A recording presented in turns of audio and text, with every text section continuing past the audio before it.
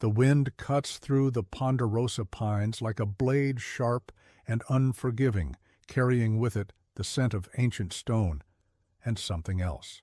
Something that doesn't belong in the rational world of maps and compasses and ranger stations perched on the edges of wilderness. It's late October in the American Southwest, and the sun hangs low over the canyon walls, painting them in shades of amber and blood-red, casting shadows that seem to reach deeper than they should, stretching into places where light has no business going. Two figures move along the rim trail, their boots crunching on the gravelly path, their breaths visible in the cooling air. Park rangers Sarah Chen and Marcus Webb have been partners for 3 years now, long enough to read each other's silences, to know when something feels wrong without needing to say it aloud. Sarah's radio crackles against her hip, a burst of static that resolves into nothing, and she adjusts the volume with practiced fingers, her eyes scanning the vast expanse of wilderness that falls away beneath them like a sleeping giant. They're investigating reports from hikers, nothing unusual on the surface, just the typical missing time, confusion about trail markers, the vague sense of disorientation that sometimes happens when people venture too far from civilization and their phones lose signal. But there's something else in these reports, something that's been showing up in the incident logs with increasing frequency over the past 6 weeks. Voices. People hearing voices coming from the caves that honeycomb the canyon walls, ancient limestone formations carved out over millions of years by water, and time and forces that operate on scales the human mind struggles to comprehend. Marcus stops at an overlook, his hand resting on the weathered railing, and Sarah joins him, following his gaze down into the canyon where the shadows are already pooling like dark water in the low places. She knows what he's thinking because she's thinking it too. They've both read the historical records the old journals kept by the first European explorers who came through this region in the 1800s. The even older oral histories preserved by the indigenous peoples who've called this land home for thousands of years. Stories about caves that shouldn't be entered, about sounds that lead travelers astray, about something that lives in the deep places beneath the earth and doesn't welcome intruders. "We've got maybe 2 hours of good light left," Marcus says, his voice carrying that particular quality of forced practicality that people adopt when they're trying to convince themselves everything is normal. He's 38, a former Marine who spent time in Afghanistan before trading one kind of wilderness for another, and he's seen enough strangeness in his life to know better than to dismiss what he can't immediately explain. The cave entrance is about half a mile from here. We check it out, document whatever we find, and we're back at the trailhead before dark. Sarah nods, pulling her pack higher on her shoulders, feeling the weight of their gear, headlamps, rope, first aid kit, emergency beacon, all the equipment that's supposed to keep them safe in situations that have probably never required this level of preparation. She's 29, grew up in Seattle, spent her childhood hiking with her father in the Cascades, and took this job because she loved the idea of protecting wild places, of being the thin line between civilization and the untamed. She didn't expect it to feel like this, though. This creeping sense that the wilderness is watching back, that there are rules here older and stranger than anything written in the Ranger Handbook.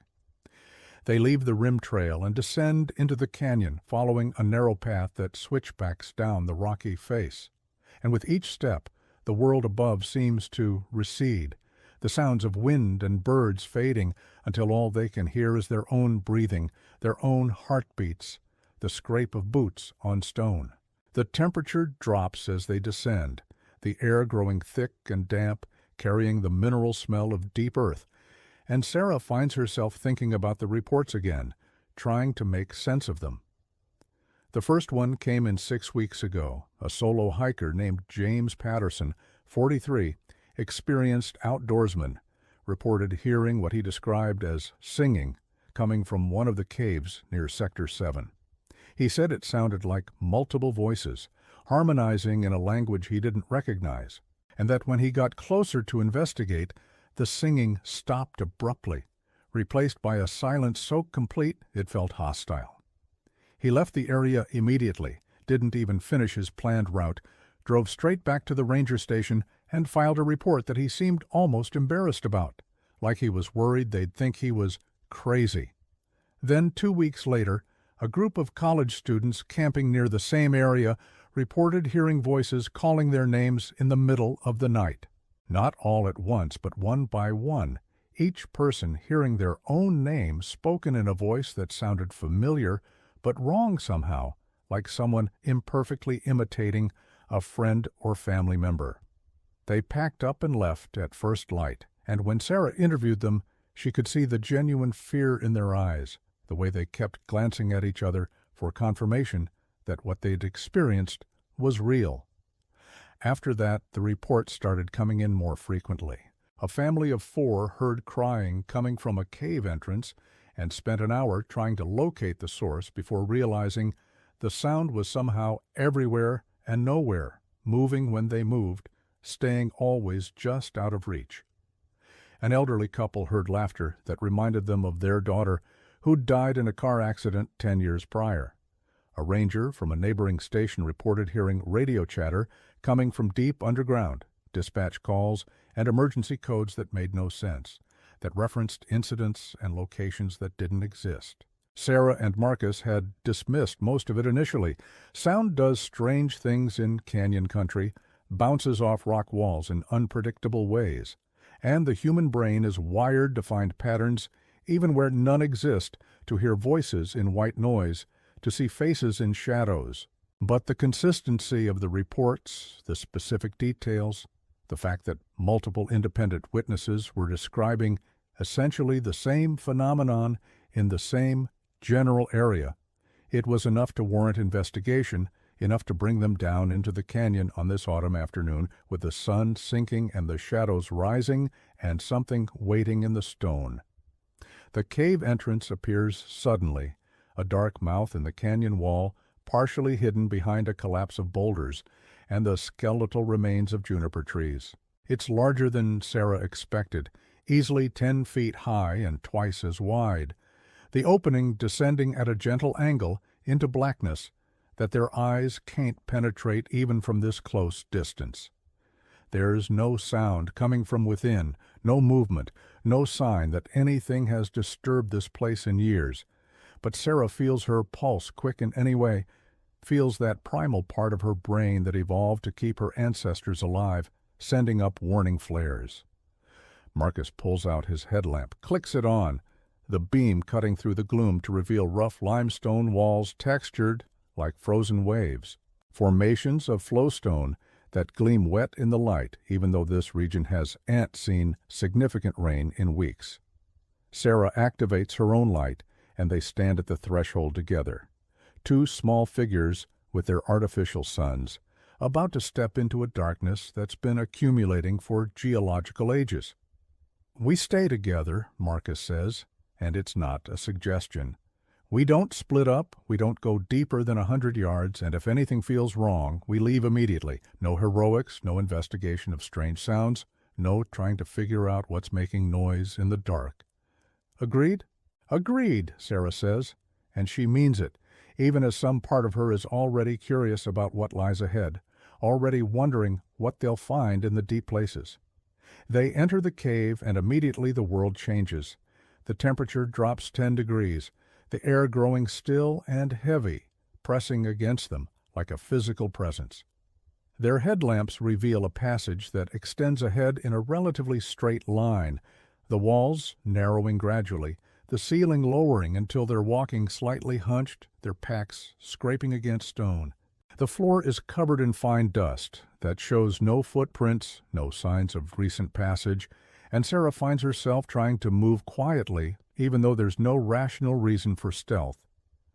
They've gone perhaps 50 yards when Marcus stops, his hand coming up in a gesture that means listen. Sarah freezes, straining her ears, and for a long moment there's nothing but the sound of their own breathing, the faint drip of water somewhere deeper in the cave system. Then she hears it, a voice, distant and muffled, calling out something that might be words, but might just be sound shaped by stone into something that resembles language. The voice comes from ahead, from deeper in the cave, and it's impossible to tell how far away it is, because the acoustics down here are playing tricks, making near sound far and far sound near. Sarah looks at Marcus and sees her own tension reflected in his face, the way his jaw is set, the way his hand has unconsciously moved to the radio on his belt, even though they both know radio signals do not penetrate this far underground. "We should mark this and come back with a full team," Sarah whispers. But even as she says it, she knows they're not going to do that, knows that they've come too far to turn back now without at least trying to determine the source of the sound. The voice calls out again, and this time Sarah is sure she hears a word. Help. It's faint, distorted by distance and stone, but unmistakable. Someone is in trouble, someone needs assistance, and they're park rangers sworn to protect and serve, trained to respond to emergencies, and every instinct is screaming at them to investigate, to help, to do their jobs. Marcus looks at her, and she can see the conflict playing out behind his eyes, the war between protocol and duty, between caution and compassion. "We go another 50 yards, he says finally. "If we don't find the source by then, we mark the location and call for backup." They continue forward, their lights bouncing off walls that seem to pulse and breathe in the unstable illumination, creating the illusion of movement where there should be only stillness. The passage narrows further, becomes a corridor barely wide enough for them to walk single file, Marcus in the lead, Sarah following close behind, her hand occasionally touching his pack for reassurance, for connection to something solid and real in this underworld of stone. The voice continues to call out at irregular intervals, "Help!" and "Please!" and once, unmistakably, "Is anyone there?" And each time it sounds closer, but they still can't see anything ahead except more passage, more darkness, more limestone walls that glisten with moisture that seems to weep from the stone itself. Then the passage opens up abruptly, the walls falling away, the ceiling rising, and they find themselves standing at the edge of a chamber so vast their headlamps can't find the far walls. The space is cathedral-like in its dimensions, the darkness above them so complete it feels solid, and the floor drops away in terraces and slopes, creating multiple levels like an amphitheater designed by geology rather than architecture. And in the center of the chamber, clearly visible in their lights, is absolutely nothing. No person calling for help, no animal, no obvious source for the voices they've been following, just empty space and ancient stone and silence that feels thick enough to touch.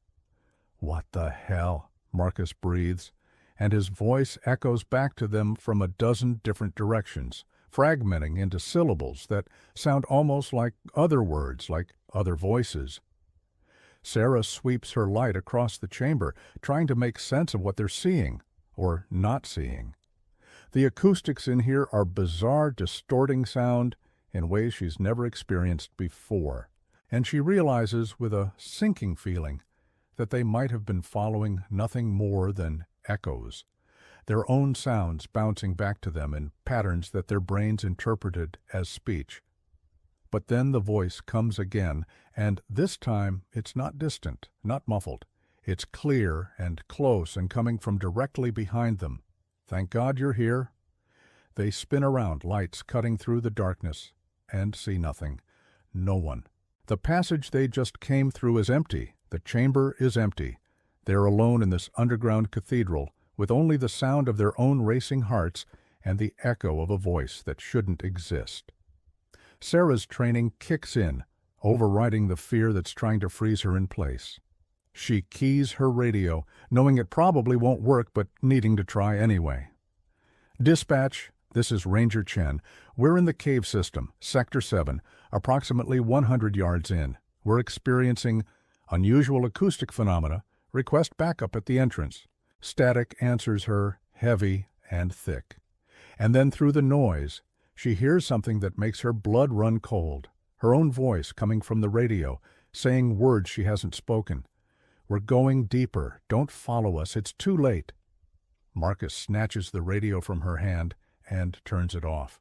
And in the sudden silence, they hear multiple voices now, all around them, coming from every direction, men and women, young and old, speaking in English and Spanish and languages Sarah doesn't recognize, all saying different things, overlapping and harmonizing, and creating a chorus that shouldn't be possible in this empty chamber. Some of the voices are calling for help. Some are laughing, some are screaming, and some are speaking in calm conversational tones about things that make no sense. Weather reports from cities that don't exist, personal conversations that reference people and events neither ranger has ever heard of, technical jargon that sounds like it might be from military or scientific operations, but in contexts that are completely alien. "We're leaving," Marcus says, his voice steady, despite the obvious strain, and Sarah is nodding, already turning back toward the passage when the lights in their headlamps flicker. It's just for a second, just a brief dimming like a brownout during a power surge, but in that moment of reduced light, Sarah sees something that makes her stop, makes her question everything she thought she understood about this place. In the dimness, the walls of the chamber aren't empty. There are figures there, dozens of them, hundreds of them, standing perfectly still facing the center of the room. When the lights return to full strength, they're gone, just bare rock and shadow. But Sarah knows what she saw, knows that Marcus saw it too from the way he's frozen, his body rigid with tension. "Run," he says, and they do. They run back through the passage, their lights bouncing wildly, their packs banging against the narrow walls, and behind them the voices rise in volume, becoming a cacophony that seems to chase them, to reach out with invisible hands and try to pull them back. Sarah's mind is racing, trying to process what they've experienced, trying to fit it into some framework of rational explanation, but there's nothing rational about this, nothing that makes sense in the world of weather patterns and wildlife management and lost hiker reports. They burst from the cave entrance like drowning people breaking the surface, gasping in the clean air of the canyon. And the sun is still shining, the world is still normal, still real, still governed by laws they understand. They do not stop running until they've put 100 yards between themselves and that dark opening in the rock, and only then do they allow themselves to slow to catch their breath, to look at each other with expressions that communicate more than words ever could. Sarah's hands are shaking as she pulls out her notebook, as she tries to write down what happened while it's still fresh. But the words won't come because how do you document the impossible? How do you write a report that says you heard voices that couldn't exist, that saw figures that weren't there, that experienced something that violates every principle of the natural world? Marcus is on his radio using a frequency that's reserved for true emergencies, and his voice is carefully controlled as he requests immediate assistance, as he reports anomalous conditions in the cave system, as he recommends that the area be closed to public access pending further investigation. He doesn't mention the voices, doesn't describe what they saw. He's smart enough to know that some things sound crazy when spoken aloud, that their credibility as rangers depends on maintaining a facade of rationality even when rationality has failed them. They wait at the overlook for backup to arrive, watching the cave entrance from a safe distance, and neither of them suggests going back, neither of them questions the decision to retreat. The sun continues its descent toward the horizon, and the shadows continue to lengthen, and somewhere deep beneath the earth, in passages carved by water and time and forces that operate according to rules humanity has never fully understood, the voices continue to call out in the darkness. When the backup team arrives, 2 rangers and a senior supervisor named Rodriguez, who's worked these canyons for 20 years, Marcus and Sarah, give their report, carefully editing the details, focusing on the acoustic anomalies, the safety concerns, the recommendation to close the area. Rodriguez listens with the expression of someone who's heard strange stories before, who knows that wilderness areas sometimes produce experiences that defy easy explanation, and he agrees to implement temporary restrictions while they figure out what's going on. But as they're packing up to leave, as the last light of day is fading from the canyon walls, Rodriguez pulls Sarah aside and tells her something that makes the hair on the back of her neck stand up. "This isn't the first time," he says quietly, glancing toward the cave entrance. "Back in 1993, we had a similar situation. Rangers investigated reports of voices in caves, went in to check it out, and when they came back out, they were different. Both of them requested transfers within a month. One of them quit the service entirely, moved to the East Coast. Last I heard, he's working in an office building in Boston, as far from wild spaces as you can get." "Did they ever explain what happened?" Sarah asks, though she's not sure she wants to know the answer. Rodriguez shakes his head. "They gave the same kind of report you two just gave.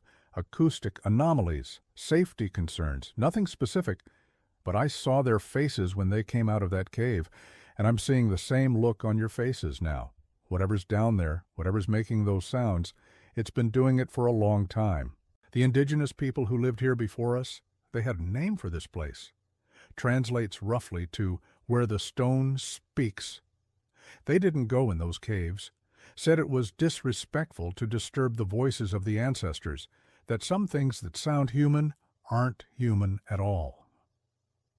The drive back to the ranger station is quiet. Both Sarah and Marcus lost in their own thoughts, trying to process what they experienced, trying to reconcile it with their understanding of the world. Sarah finds herself thinking about those figures she saw in the moment of dimness, the way they were all standing perfectly still, all facing the center of the chamber, as if waiting for something, as if participating in some ritual or ceremony that's been ongoing since before humans walked upright. She thinks about the voices, too, the way they overlapped and harmonized, the way they seemed to know things they shouldn't know, like when her own voice came from the radio speaking words she'd never said. It reminds her of something she read once about quantum mechanics, about how observation affects reality, about how the act of measuring something changes its properties. What if sound works differently down there in the deep places? What if the stone itself has properties that science hasn't discovered yet, that amplify or distort or somehow record vibrations in ways that create echoes not just of sound but of meaning, of intent, but that's still trying to fit the supernatural into a natural framework, still trying to explain away the inexplicable. And Sarah knows deep down that what they experienced goes beyond physics or acoustics or any branch of human knowledge. Some things just are. Some places just exist at angles to normal reality, and maybe the best response is the one the indigenous peoples arrived at centuries ago: acknowledgement without interference, respect without understanding. At the station, they file their reports, entering data into computer systems that will analyze and categorize and ultimately file away their experience as just another strange incident in a wild place. The cave entrance will be marked as hazardous. Temporary barriers will be erected, and in a few weeks or months, the closure will probably be lifted because there's no legal justification for permanently restricting access based on acoustic anomalies, and the voices will wait in the darkness for the next curious person to venture too far from the light. Sarah goes home that night to her small cabin on the edge of the park, and she finds herself unable to sleep, lying in bed with her eyes open, listening to the normal sounds of the night: wind in the trees, the distant call of an owl, the settling of old wood. But underneath those sounds, she swears she can hear something else, something that might just be her imagination, or might be the echo of what she experienced in the cave, a whisper that seems to come from the walls themselves, from the earth beneath her foundation. She gets up, makes coffee even though it's 3 a.m, and sits at her kitchen table with her notebook, trying again to write down what happened, to create some record that captures the truth of their experience. The words come easier now in the isolation of night, in the privacy of her own space where no one will judge her credibility or question her sanity. She writes about the voices, about the figures in the darkness, about the way the cave felt alive in a way that had nothing to do with biology or geology. She writes about her fear and her fascination, about the way part of her wanted to go deeper despite the danger, wanted to understand what was happening, even if that understanding came at a terrible cost. And she writes about the implications, about what it means if there are places in the world where reality operates according to different rules, where the boundary between the living and the dead, between past and present, between sound and consciousness, becomes permeable in ways that science can't explain.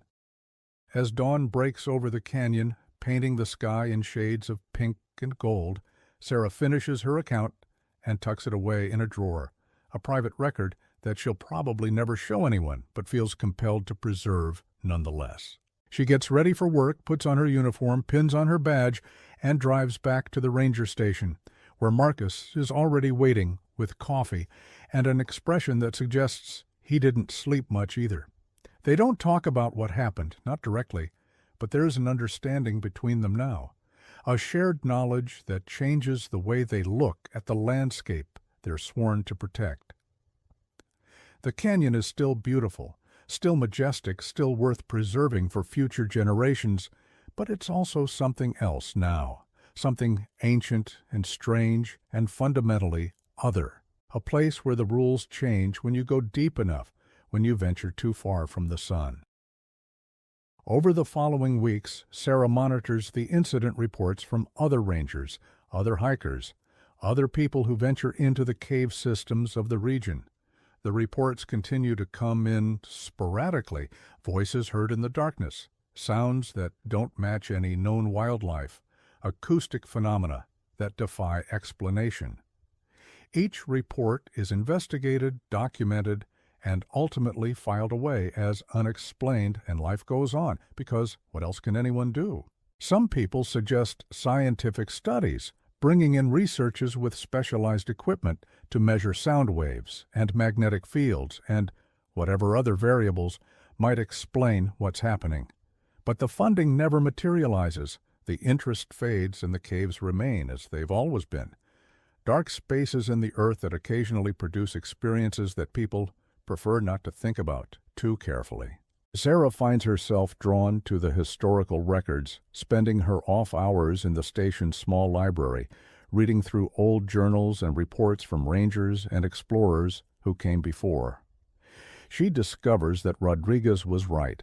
There are patterns going back decades, going back to the first European contact with this region, going back even further into the oral histories that indigenous peoples maintained for generations. The ancestral Puebloans who inhabited these canyons 1,000 years ago left behind petroglyphs that Sarah now looks at with new eyes, seeing in the strange spiraling patterns and the figures with their arms raise not just artistic expression, but possibly documentation of their own encounters with whatever exists in the deep places. They drew pictures of beings that are neither human nor animal, of sounds represented by concentric circles radiating from cave mouths, of warnings that transcend language because they speak to something primal and universal. The Spanish conquistadors who explored this region in the 1500s wrote in their journals about caves that should be avoided, about sounds like angels singing or demons crying that came from underground passages. They interpreted everything through the lens of their Catholic faith, seeing either miracles or temptations in the strangeness they encountered, but the core experience is recognizable. Voices in the darkness, sounds that shouldn't exist. The sense of something vast and incomprehensible, waiting just beyond the reach of torchlight. In 1873, a geological survey team spent 3 weeks mapping cave systems in the region. Their official report is dry and technical, full of measurements and mineral composition analyses, but Sarah finds a personal letter from one of the team members archived in a historical society collection.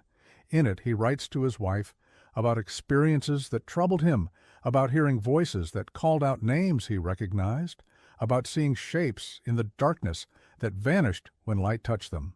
He writes that 2 members of their team refused to continue the survey, that they left the expedition early, and that those who remained finished their work as quickly as possible and were grateful to return to civilization. The pattern is consistent across time and culture. People encounter something in these caves that challenges their understanding of reality. They try to make sense of it through whatever framework their society provides, and eventually they leave, and the caves remain, and the voices continue to call out in the darkness, waiting for the next curious soul to venture too far from the light. Marcus handles his own processing differently. He throws himself into his work, volunteering for extra shifts, taking on assignments in other areas of the park, staying busy enough that he doesn't have time to think too deeply about what they experienced. But Sarah sees the way he positions his patrol routes now, the way he avoids Sector 7, the way he tenses slightly when hikers ask about cave access in that region. They talk about it only once, a month after the incident, sitting in Marcus's truck at the end of a long shift, watching the sun set over the canyon. "I keep thinking about those figures," he says quietly, his hands gripping the steering wheel, even though the engine is off. "The ones we saw when the lights dimmed. They weren't threatening, weren't trying to hurt us. They were just there, standing in that chamber like they'd been standing there forever, like they'll be standing there long after we're gone." I know, Sarah says, because she thinks about them too, about the implications of their presence, about what it means if consciousness can persist in some form beyond death, beyond time trapped or preserved or somehow existing in spaces between the world we know and worlds we don't. "Do you think we should have gone deeper?" Marcus asks. And it's a question that haunts both of them, the eternal what-if that comes with every retreat, every decision to turn back in the face of the unknown.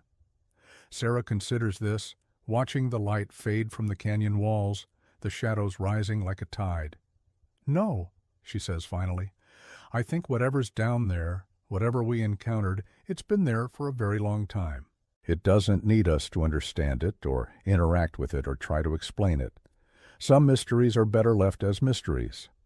Marcus nods slowly, and they sit in comfortable silence as darkness falls completely and the stars emerge overhead, distant points of light that remind them that humanity's understanding of the universe is still fundamentally incomplete, that there are vast regions of existence that science hasn't mapped and maybe never will. The months pass and winter comes to the canyon country, bringing snow that accumulates on the rim and makes access to many of the trails difficult. The cave entrances become less accessible, buried under drifts or hidden behind ice formations, and the number of reports decreases accordingly. Sarah wonders sometimes if the voices continue when no one is there to hear them, if the phenomenon requires observers, or if it's constant, eternal, a feature of that place as fundamental as the stone itself. She develops a theory, though she never writes it down, never shares it with anyone. She thinks maybe what they encountered wasn't supernatural at all, at least not in the traditional sense. Maybe it's something natural that humanity just hasn't developed the framework to understand yet, the way ancient peoples couldn't understand lightning or earthquakes or disease and attributed them to gods or spirits or magic. Maybe those caves with their specific mineral composition and their particular geometry and their isolation from electromagnetic interference create conditions where sound behaves in ways that seem impossible, where vibrations can persist longer than they should, where echoes can somehow capture and replay not just tones, but complex information.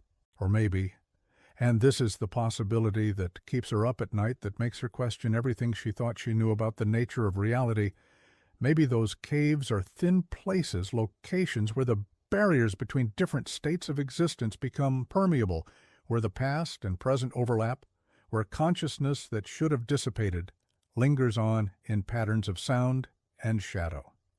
Maybe what they heard wasn't just echoes, but actual voices, actual people, or beings, or entities trying to communicate across boundaries that usually remain sealed.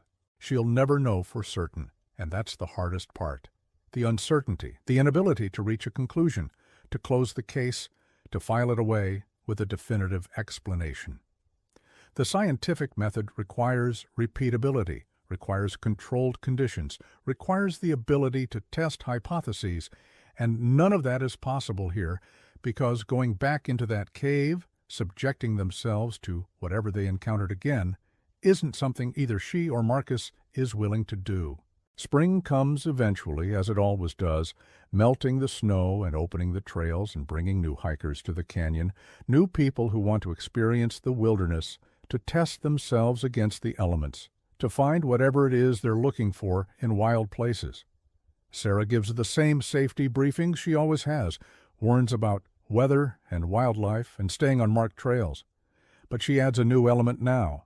A casual mention that some of the cave systems in Sector 7 are closed for safety reasons, that acoustic anomalies can be disorienting, that it's best to avoid entering any unmarked passages. Most people nod and forget about it immediately, focused on their own plans and adventures. But occasionally, Sarah sees something in a hiker's eyes that makes her pause, a flicker of recognition, a spark of curiosity that suggests they've heard their own stories about the caves, that they're drawn to exactly the kind of mystery she's trying to protect them from. She does her best to discourage exploration, to emphasize the very real dangers of unmarked cave systems, even without considering the impossible elements, and mostly people listen, mostly they stay safe. But not always. In late May, a solo hiker named David Morrison, 45 years old, experienced cave explorer, files a report that brings everything rushing back. He ventured into a cave entrance in Sector 7, different from the one Sarah and Marcus investigated, but part of the same general system, and he heard voices too. Multiple voices, speaking in languages he didn't recognize, calling out things that sounded like warnings or invitations, he couldn't tell which. Unlike Sarah and Marcus, he went deeper driven by curiosity and confidence in his abilities, and he claims he found something, a chamber deep underground where the stone itself seemed to glow with faint phosphorescence, where the voices were so clear and distinct he could almost make out words. He took photographs with his phone, digital evidence that should prove something, should provide objective documentation of what he experienced. But when he reviews the images later, they show only darkness, the flash unable to penetrate more than a few feet. The supposed glowing stone appearing as nothing more than ordinary limestone. The metadata on the files shows the correct date and time, confirms he was underground when he claimed to be, but the images themselves are useless, just darkness and blur, and the occasional sharp detail of rock face. Sarah interviews him at the station, taking detailed notes, and she can see that he's telling the truth as he experienced it, that something happened to him in that cave that he's struggling to process. "I've been exploring caves for 20 years, he tells her, his hands wrapped around a cup of coffee that's gone cold while he talks. "I've been in systems all over the world, France, Mexico, Vietnam. I've seen incredible formations, ancient fossils, underground rivers. But I've never experienced anything like this. Those voices, they weren't echoes, they weren't bats, or wind, or water. They were purposeful. They were trying to communicate." "What did they say?" Sarah asks, though she's not sure she wants to know. Morrison shakes his head. "I couldn't understand the words, but I understood the intent. They wanted me to stay. They wanted me to go deeper. And part of me wanted to see what was at the center of it all, what was causing this. But another part of me, the part that's kept me alive in dangerous situations, told me to get out. So I did. I marked my trail, I followed it back to daylight, and I'm not going back." Sarah believes him, believes every word. Because she's been there, she knows what it's like to feel that pull toward the mystery, to want to understand even as every survival instinct screams, retreat. She updates the incident report, adds Morrison's account to the growing file of unexplained phenomena, and recommends that the entire Sector 7 cave system be permanently closed to public access. The recommendation goes up the chain of command, gets reviewed by park administrators and legal teams and environmental assessment specialists, and ultimately gets rejected. because there's no legal basis for permanent closure without concrete evidence of specific hazards. The caves remain accessible, marked with standard warnings about entering at your own risk, and people continue to explore them because human nature is what it is, curious, rebellious, drawn to exactly the things we're told to avoid. Sarah learns to live with the uncertainty, learns to accept that some questions don't have answers, that some experiences can't be neatly categorized and filed away. She continues her work as a ranger, protecting the park and its visitors, responding to emergencies, giving tours, maintaining trails. But she's changed by what happened in that cave, changed in ways that are hard to articulate, but impossible to deny. She's more cautious now, more willing to trust her instincts when something feels wrong, more respectful of the boundaries between the known and unknown. She's also more aware of the limitations of human knowledge, more humble in the face of mysteries that might never be solved. The canyon that once seemed like a beautiful but ultimately knowable landscape has revealed itself to be something stranger, something deeper, something that operates according to rules that science hasn't discovered and maybe never will. On quiet nights, when the wind is right, when she's alone in her cabin at the edge of the park, Sarah sometimes thinks she can still hear them. The voices from the cave carried on the breeze, calling out across distances that can't be measured in miles or meters. She knows it's probably just her imagination, probably just the normal sounds of the wilderness filtered through memory and trauma, and the human brain's tendency to find patterns in randomness. But sometimes in the space between sleep and waking, she's certain the voices are real, certain they're still down there in the darkness, standing in their eternal vigil, waiting for the next person brave or foolish enough to venture into the deep places and hear what the stone has been saying all along. And the most terrifying part, the truth she can barely admit even to herself, is that part of her wants to go back. Part of her wants to descend into that darkness again, to hear those voices again, to finally understand what they're trying to say. It's a dangerous desire, one she fights against every day, because she knows that some knowledge comes at too high a price, that some mysteries are dangerous precisely because they're so compelling. Marcus transferred to a different park in early summer, requested a position in a flat, open landscape where there are no caves, no deep places, no shadows that stretch deeper than they should.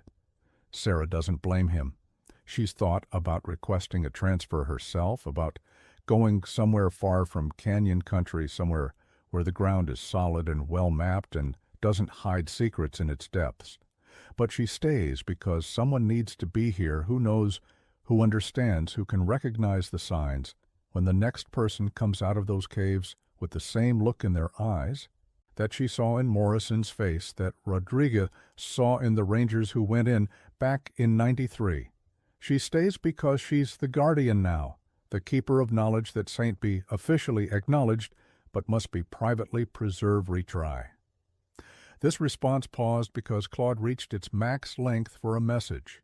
Hit continue to nudge Claude along. Continue.